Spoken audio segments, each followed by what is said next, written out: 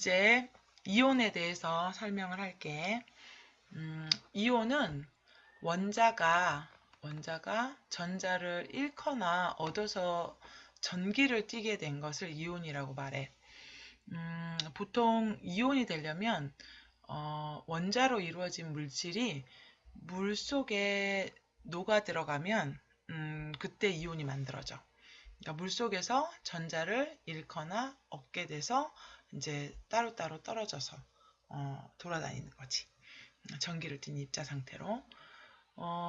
우리 보통 이온 음료 할 때 그 이온하고 같은 말이야. 이온 음료도 그 안에 전기를 띤 입자인 이온이 들어있지. 그 이온이 우리 몸속에 들어오면은 굉장히 좋은 역할을 해. 중요한 역할을 해. 우선 여기 리튬 원자가 있지. 리튬 원자가 원자 핵이 전하량이 플러스 3이고 전자는 3개가 있어. 마이너스 전기를 띤 전자가 3개가 있지. 그래서 마이너스 전하량도 마이너스 3. 그래서 이제 플러스 전하량과 마이너스 전하량이 같아서 중성을 띠게 되지. 근데 이게 전자 한 개를 잃으면 이렇게 돼. 플러스 전하량은 플러스 3인데 마이너스 전하량은 마이너스 2가 되잖아. 그래서 플러스 전하량이 한 개 더 많지? 그래서 이거는 플러스 전기를 띤 입자가 되는 거야. 양이온이 된다. 이렇게 얘기할 수 있지. 플로린 원자 같은 경우는 원자 핵의 전하량이 플러스 9고 전자의 전하량이 마이너스 9야. 그런데 전자 한 개를 얻어. 전자 한 개를 얻으면 플러스 전하량은 똑같이 플러스 9인데 마이너스 전하량이 그러니까 전자의 전하량이 마이너스 10이 돼버려. 그래서 마이너스 전하량이 더 많아지지. 그래서 음이온이 돼. 마이너스 전기를 띤 음이온이 된다고 할 수 있지. 근데 어떤 원자는 전자를 잃고 어떤 원자는 전자를 얻지. 이거는 그 원자의 특성에 따라서 그렇게 전자를 잃을 수도 있고 전자를 얻을 수도 있고 그래. 그럼 이제 정리를 해보면 양이온이 만들어지는 과정은 원자가 전자를 잃으면 플러스 전기를 띤 원자 핵이 그러니까 플러스 전하량이 더 많아서 양이온이 되고 원자가 전자 한 개를 얻으면 마이너스 전하량이 한 개 더 많은 음이온이 되는 거지. 근데 이럴 수도 있어. 전자를 2개를 잃었어. 그러면 플러스 전하량이 2개 많은 양이온. 또 전자를 2개 얻었어. 그러면 마이너스 전하량이 2개 많은 음이온이 된다. 그렇게 얘기할 수 있는 거지. 이 실험은 이온을 확인하는 실험인데 요게 지금 샬레 안에 뭘 넣어놨냐면 처음에 그 한천이라고 하는 한천 가루에 질산칼륨 수용액을 넣고 끓였어. 끓인 다음에 샬레에다 그걸 부어서 식히면 묵이 돼. 한천 묵이 돼. 근데 그 묵 안에는 아주 작은 구멍들이 많이 나 있어. 그 구멍들 사이로 질산칼륨 수용액이 이제 움직이는데 사실은 뭐가 움직이냐면 질산칼륨 수용액 속에 질산이온과 칼륨이온이 들어있거든. 질산이온은 음이온이고 칼륨이온은 양이온이야. 그래서 질산이온은 이제 음이온이니까 마이너스 전기를 띠니까 플러스 극에서 이제 인력에 의해서 끌려가. 플러스 극으로 이동하고 그리고 칼륨은 양이온이잖아. 칼륨 양이온은 마이너스 극 쪽으로 인력에 의해서 끌려가지. 그래서 이 2가지 이온이 양이온과 음이온이 양쪽 극으로 이동하면서 전류를 흐르게 만들어줘. 그런 상태를 만든 후에 요 묵 가운데쯤에 구멍을 2개를 뚫어서 한 곳에는 과망간이지산 칼륨 수용액을 넣고 나머지 한 곳은 황산구리 수용액을 넣어. 근데 이제 과망간이지산 칼륨 수용액은 보라색이야. 이게 보라색을 띠는 게 과망간이지산 이온 때문에 그래.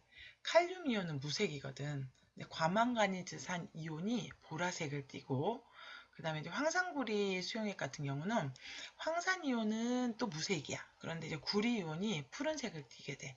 그래서 이제 구리이온이 푸른색을 띤 구리이온이 어느 방향으로 이동하느냐를 보면 이 구리이온이 양이온인지 음이온인지 알 수가 있는 거지. 과망가니스산 이온도 마찬가지고 결과를 보면 보라색 과망가니스산 이온은 플러스 쪽으로 이동했지. 플러스 쪽으로 이동했다는 것은 과망가니스산 이온은 음이온이란 뜻이지. 근데 이제 푸른색 구리이온 같은 경우는 마이너스 극쪽으로 이동했어. 그래서 이거는 양이온이란 뜻이지. 그래서 양이온인지 음이온인지 확인할 수 있는 그런 실험을 한 거야. 이제 이온을 나타낼 때 기호로 나타내는데 우리가 이제까지 원소도 기호로 나타냈었고 분자도 기호로 나타냈었지. 원소 분자와 같이 이온도 기호로 나타낼 수 있어. 근데 이제 이온 같은 경우는 전기를 띠기 때문에 플러스 전기를 띠면 플러스 전하를 표시를 해줘야 되고 마이너스 전기를 띠면 마이너스 전하를 표시를 해줘야 돼. 그래서 표시해주는 방법은 여기 보면 이쪽은 전부 다 플러스 전기를 띠지. 플러스 전기를 띠니까 양이온이잖아. 양이온은 전자를 모두 잃은 거지. 그러니까 마이너스 전기를 띤 입자를 잃었기 때문에 플러스 전하량이 많아서 양이온이 된 거지. 이 플러스가 하나만 있으면 요거는 전자 한 개를 잃은 거. 2 플러스라고 써져 있으면 전자 두 개를 잃은 것이 되는 거지. 이제 음이온 같은 경우는 전자를 얻어서 마이너스 전기를 띠게 돼서 음이온이라고 하지. 이 플루오린화 이온 같은 경우는 전자 한 개를 얻어서 마이너스가 하나 써져 있지. 아이오딘화 이온도 마이너스 하나. 그리고 여기 밑에 있는 이제 이온들은 좀 다르지. 플루오린화 이온과 아이오딘화 이온은 하나의 원자가 전자를 잃어서 만들어진 이온인데 지금 아래쪽에 있는 4개는 한 개의 원자가 아니잖아. 한 종류의 원자가 아니지. 두 가지 이상의 원자들이 모여서 이온을 만든 경우야. 이거는 산소 원자와 수소 원자가 만나가지고 이 두 개가 전자 하나를 얻은 거야. 그래서 음이온. 그다음에 요거 NO3- 질산이온 같은 경우는 질소 원자 하나에 산소 원자 3개가 결합한 상태에서 전자 하나를 얻은 거지. 그래서 여기 밑에 있는 이 3은 원자의 개수지 전하량하고는 상관이 없어. 이 NO3- 같은 경우는 마이너스 전하가 한 개 더 많다는 뜻이야. 그러면 SO4E- 같은 경우는 마이너스 전하가 2개 더 많다는 뜻이지. CO3E-도 마이너스 전하가 2개 더 많다는 뜻이지. 그래서 이 4개의 음이온은 이렇게 같이 원자들이 묶여서 하나의 이온을 만들어서 원자단 이온이라고 말해. 그러면 여기 이제 이온에 이름을 붙일 때 규칙을 얘기해 줄게. 양이온 같은 경우는 원소 이름에다 그냥 이온이라는 말을 붙이면 돼. 근데 음이온 같은 경우는 원소의 이름에 화이온을 붙이면 돼. 플루오린 화이온, 아이오딘 화이온, 염소 같은 경우는 염화이온, 산소 같은 경우는 산화이온 그렇게 붙이면 돼. 그런데 이제 여기 밑에 여기 원자단 이온의 경우에는 수산화 이온을 제외하고는 그냥 질산이온, 황산이온, 탄산이온 이렇게 말을 하지. 이번에는 앙금을 만드는 이온들에 대해서 알려줄게. 지금 여기 보면 염화이온이 은이온과 만나면 흰색 앙금을 만들지. 앙금이 뭔 줄 알아? 앙금은 팥앙금이 아니고 앙금은 그 물에 녹지 않는 고체 물질이다. 그런 뜻이야. 그러니까 가라앉겠지. 물에 녹지 않으면. 그래서 염화이온과 은이온이 만나면 흰색 가루가 가라앉게 돼.